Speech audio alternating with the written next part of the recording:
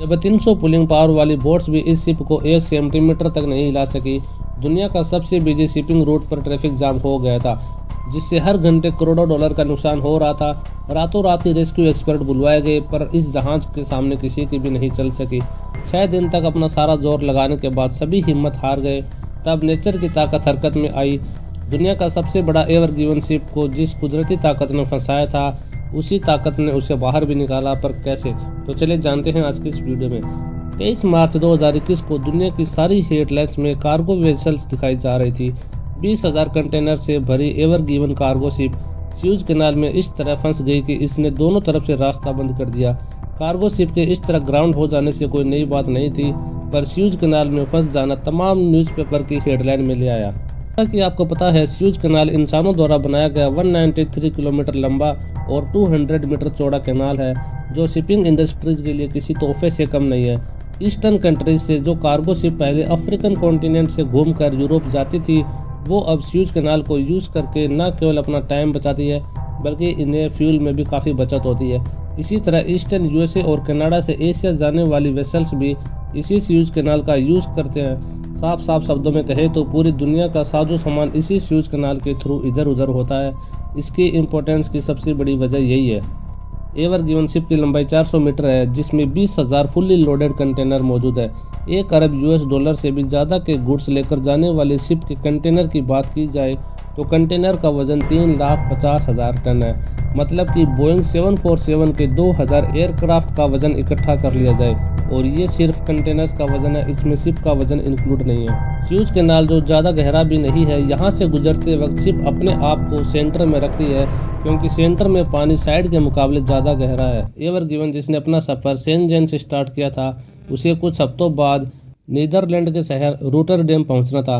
वैसे तो sues canal सुबह के समय ही क्रॉस किया जाता है, जब विंड कंडीशन नॉर्मल होती है, पर इस दिन मामला दूसरे दिनों के मुकाबले काफ़ी अलग था। इस दिन स्यूज कैनाल में तेज़ हवाएं और रेत के तूफान का खतरा था, जिसके चलते कई शिप्स ने तो जाने से पहले ही मना कर दिया। लेकिन एवर गिवन के कैप्टन ने सोचा कि वह इन हवाओं का सामना कर लेगा। शायद इसमें कैप्टन का भी कोई दोष नहीं था, क्योंकि शिपिंग इंडस्ट्रीज में कैप्टन पर बहुत प्रेशर रहते हैं। वैसे इन शिप्स का मंजिल तक पहुंचना बहुत ही ज़रूरी था, क्योंकि पहले से ही उनकी दूसरी बुकिंग हो रखी होती है। अगर किसी वजह से शिप डिले हो जाए तो अगली बुकिंग कैंसिल होने के चांसेस रहते हैं। फिर सुबह 7 बजे जैसे ही कैप्टन ने शिप को कैनाल में एंटर किया तो साइड से तेज़ हवाएं शुरू हो गई। ये इतनी ज़्यादा तेज़ हवाएं तो नहीं थी जिससे कैप्टन डर जाए, क्योंकि इनका आए दिन दूसरे तूफानों से सामना होता रहता है। बड़ी बड़ी कार्गो वेसल्स में सिर्फ एक प्रॉब्लम रहती है कि ये जल्दी से लेफ़्ट राइट टर्न नहीं ले सकती। उसके लिए शिप की स्पीड तेज़ होनी चाहिए, क्योंकि जितनी ज़्यादा शिप की स्पीड होगी, उसे कंट्रोल करना उतना ही आसान होगा। 50 मीटर तक ऊंची यानी 16 फ्लोर बिल्डिंग जितनी ऊंची शिप को जब साइड से तेज़ हवाएं लगी और शिप की स्पीड भी तेज़ नहीं थी, तो शिप अपना कंट्रोल खोने लगी। इस चीज़ को कंट्रोल करने के लिए कैप्टन ने वेसल की स्पीड को थोड़ा बढ़ा दिया, ताकि शिप को आसानी से कंट्रोल किया जा सके। स्पीड बढ़ने से शिप कंट्रोल में तो आ गई, पर एक प्रॉब्लम और हो गई कि जब स्पीड बढ़ती है तब शिप के साइड से पानी का प्रेशर कम हो जाता है, तो दोनों साइडों पर प्रेशर एक जैसा बनाए रखने के लिए शिप लो प्रेशर वाली साइड की तरफ खिसक जाती है। और एवर गिवन के केस में भी कुछ ऐसा ही हुआ था। कैप्टन ने नोटिस किया कि शिप एक साइड की तरफ खिसकती जा रही है। कैप्टन कुछ करता उससे पहले ही शिप फ्रंट साइड से किनारे की तरफ मिट्टी में और रेत में धंस चुकी थी, और उसका बैक साइड लेफ्ट किनारे पर जान धंसा था। लाखों टन वजनी शिप ने चंद सेकंडों में ही स्यूज कैनाल को पूरी तरह जाम कर दिया।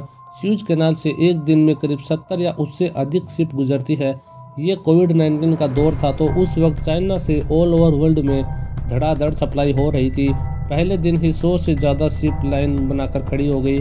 इस खबर ने न केवल शिपिंग इंडस्ट्री बल्कि मेन स्ट्रीम मीडिया पर भी अपनी जगह बना ली। वैसे इसमें परेशान होना जायज़ भी है, क्योंकि वर्ल्ड वाइड ट्रेडिंग का 13% हिस्सा स्यूज कैनाल पर ही डिपेंड करता है। अगर अनुमान लगाया जाए तो हर महीने करीब 3.8 बिलियन डॉलर की ट्रेड सिर्फ स्यूज कैनाल के जरिए ही होती है। अब ये छोटा मोटा अमाउंट तो है नहीं जिसे नज़रअंदाज किया जाए। वहीं दूसरी तरफ ब्लॉकेज साइड पर एवर गिवन को निकालने की कोशिश की जा रही थी। शिप का फ्रंट साइड बुरी तरह से मिट्टी में धंस चुका था। क्रेन्स बुलाई गई जिससे शिप के नीचे की मिट्टी को हटाया जाए। इतने बड़े शिप के सामने छोटे छोटे क्रेन्स कुछ नहीं कर पा रहे थे। और इस तरह 6 दिन तक कोशिश करने के बाद भी एवर गिवन को 1 सेंटीमीटर तक नहीं हिला सके। इसकी वजह से 450 से भी ज़्यादा वेसल्स रेड सी में स्टक होकर खड़ी थी।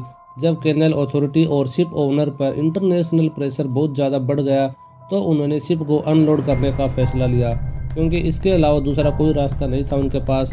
उनका मानना था कि अगर शिप का वेट कम किया जाएगा तो शायद उसे निकालने में आसानी होगी, लेकिन यदि शिप को खाली करते तो उसे 10-15 दिन लग जाते खाली करने में। शिप खाली करने की बातें चली रही थी कि अचानक नेचर ने अपना रूप बदल लिया। 28 मार्च 2021 को सुपरमून इक्लिप्स था। आपको बता दूं कि जब सुपरमून होता है तो पानी की लहरें ऊंची हो जाती है, जिसकी वजह से समुद्र में पानी का लेवल भी बढ़ जाता है। सुपरमून की वजह से जब स्यूज कैनाल में पानी का लेवल बढ़ा तो ऑटोमेटिक शिप ऊपर की तरफ उठ गई। इतनी उठ गई थी कि अब उसको बोट्स के सहारे खींचकर आसानी से निकाल दिया गया। एवर गिवन का इस तरह शांति से निकल जाना पूरी दुनिया के लिए चमत्कार से कम नहीं था, और इस लम्हे को सेलिब्रेट करने के लिए बाकी के शिप्स ने फॉग हॉर्न बजाने शुरू कर दिए। 6 दिन तक स्यूज कैनाल बंद रहने की वजह से स्टेट होल्डर्स को 57 बिलियन US डॉलर का नुकसान उठाना पड़ा। स्यूज कैनाल से एवर गिवन निकलने के बाद भी दूसरी फंसी हुई बोट्स को निकालने में अगला पूरा हफ्ता लग गया। तो दोस्तों, आपको वीडियो कैसे लगी कमेंट सेक्शन में जरूर बताना, और इसी तरह के अमेजिंग इन्फॉर्मेशन के लिए हमारे चैनल को सब्सक्राइब और वीडियो को लाइक जरूर कर देना। मिलते हैं अगली वीडियो में।